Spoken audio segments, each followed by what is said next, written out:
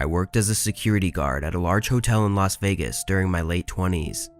It paid way better than pretty much any other job nearby that I was actually qualified for, but the most annoying part about it was the scheduling and the staff. At the time, the building was having trouble with a lack of staff to cover shifts, so my schedule would be mornings, evenings, or overnights, all randomly throughout the week.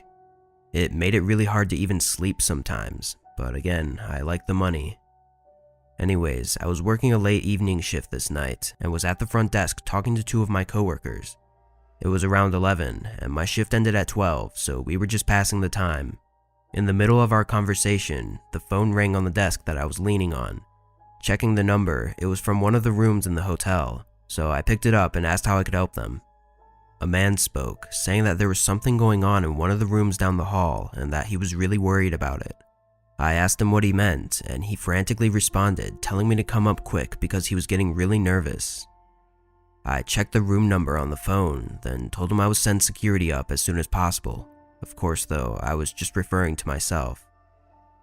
When I put the phone down, I quickly explained the strange nature of the call to my coworkers, then headed to the elevators and went to the mid-level floor where the caller's room was located.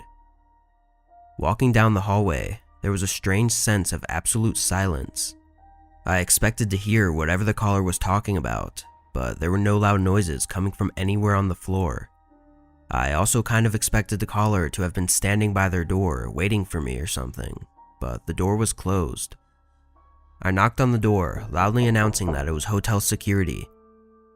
I didn't hear any movement or sounds coming from the room at all, and after a minute of no answer, I walked down to the end of the hallway, listening intently for anything unusual, then continued back to the door, knocking again. A few moments later though, the room behind me opened their door and an older woman asked if I was security.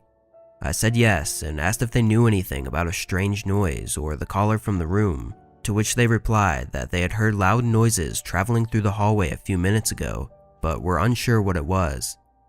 From their voice and facial expressions, they seemed really terrified. At this point, I was already starting to get really nervous, but things only got stranger. I grabbed my walkie and radioed down to the front desk, asking them to call the room again and let me know if they answered. After a little bit, they replied that nobody answered. I stood there for a moment, trying to think of what to do, before radioing back down to them. I told them to check who was staying in the room. After waiting for what felt like forever, they finally got back to me, saying that nobody had the room booked for tonight. Even more confused, I took out my security key card and opened the door since nobody was supposed to be there. The room looked clean and unused as far as I could tell. I searched every corner and found basically nothing, but then I walked over to the phone. I turned it over and got the serial number on it. Then I went back down to the lobby where my desk was, and I checked the security records for timestamps of calls that had been made from that room. Sure enough, there was a record of an active call having been made from this room to the front desk, the one that I had answered about 15 minutes ago. Obviously, the hotel didn't record the calls or anything, so all I was able to confirm was that someone was in that vacant room without permission. This ended up becoming a bigger investigation over the coming days, as the next morning, one of the guests staying in a room on that same floor was reported missing by a family member that was staying in a separate room. The security footage of all the entrances and exits were reviewed, and the missing person was last seen leaving the hotel alone a couple hours prior to the call that I had received. It's still unclear if the two incidents were connected or not, but it's definitely a really strange situation. I don't know how the caller got access to that phone, or who they were, but personally I believe that the reason they called seemed to add up with someone getting forcefully kidnapped based on their brief description. The person behind the mystery call was never identified, and as of right now, the missing person still has not been found.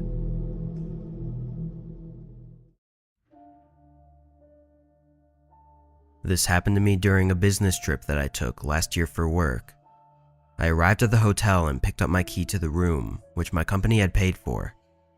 It was a nice looking hotel on the inside, though a bit smaller than most other hotels.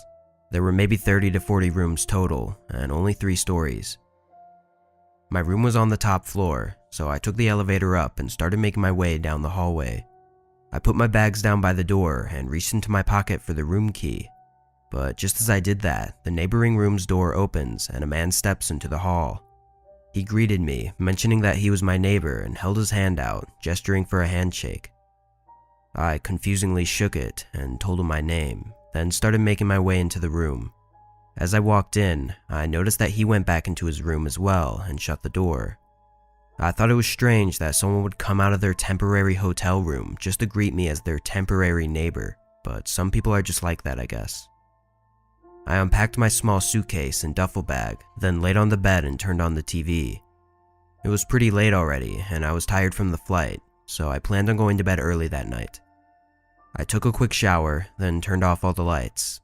I laid there, trying to sleep for almost 20 minutes, before hearing the neighbor's door creak open, followed by seeing their shadow walk by my door, but they stopped just before they passed my room. Through the sliver of light under the door, I could see their shadow get closer for a second, before backing away and continuing down the hall. This obviously creeped me out, so I got up and made sure that all the locks were secured on the door, then went back to bed. The next day, I went to meet my coworkers at a company-owned building where we attended a presentation and had dinner. I didn't get back to the hotel until 10 p.m., and I was really exhausted.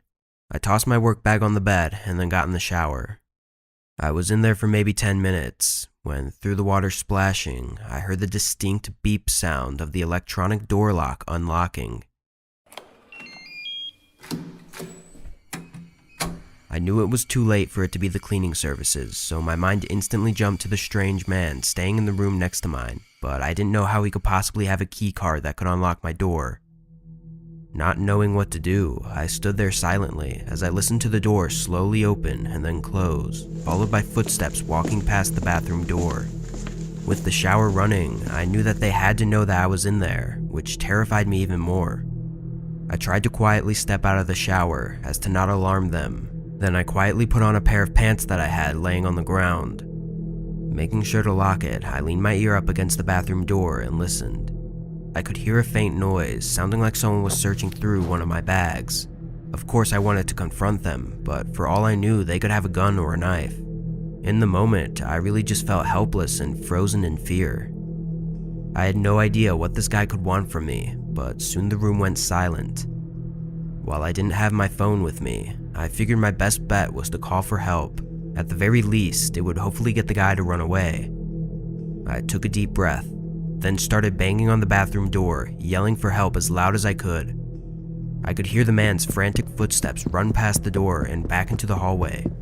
I quickly got out and closed the front door, locking it shut, then ran to the nightstand to get my phone and dialed 911 with my shaky hands. Once they were on their way, I called the front desk to let them know as well.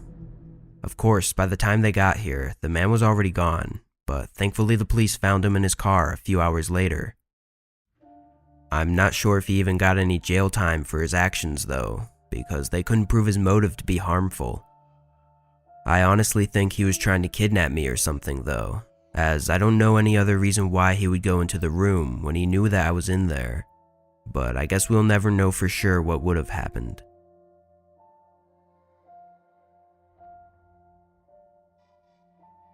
My family would take yearly vacations to a different hotel and resort every summer.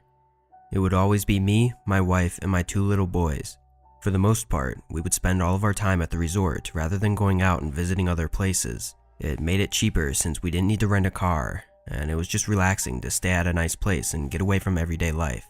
Of course, when we first arrived in the morning, we all unpacked and the kids immediately wanted to go to the water park. My wife and I sat on the chairs around the pool, while the boys went off and played with the other kids at the water park that was right next to the pool. We sat there enjoying the sun for about 2 hours before we both decided we should get back to our room so we could get ready to go out for dinner. I got up and began walking around the water park looking for the boys, and after a few minutes I was able to find Sam, the older of the two, and asked him where Alan was. I changed both of their names for privacy reasons. Sam said that Alan was playing with another kid on the other side of the park. I told Sam we were leaving and to run back to Mom while I went to find Alan. I was searching, walking around like an idiot for probably 10 minutes, starting to get nervous when I finally saw him. He was in the back corner where a few chairs were set up and was talking to a small boy that looked about his age. Sitting in the chairs next to him was a couple, seeming to be the boy's parents. I walked up and briefly introduced myself, but they didn't respond, aside from giving me a slight smile.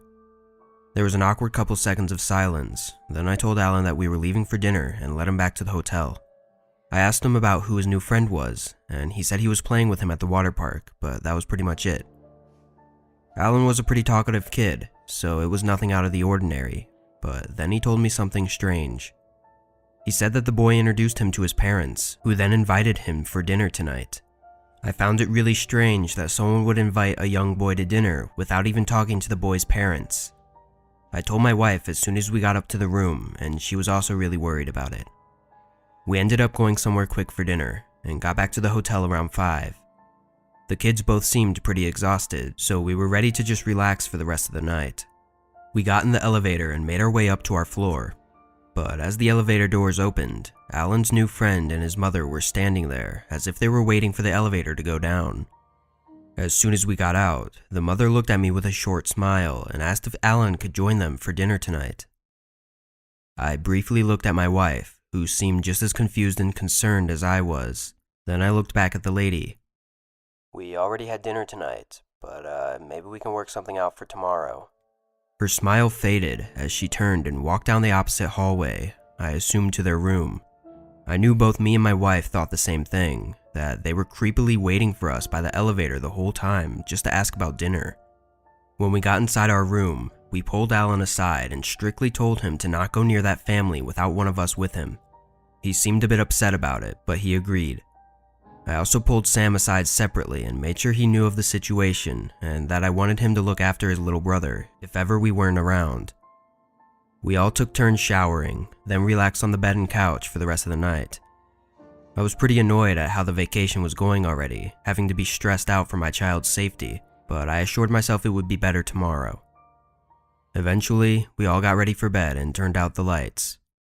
There were 2 beds in the room, one that my wife and I slept on, and the other for the 2 boys to share. A few hours into the night, I was shaken awake. I jolted up, as I guess I was pretty on edge, and I saw Sam next to me, still shaking my arm. "You okay, bud?" Sam responded quietly, whispering to me that Alan was talking to someone at the door. I immediately jumped out of bed and turned the corner leading to the front door.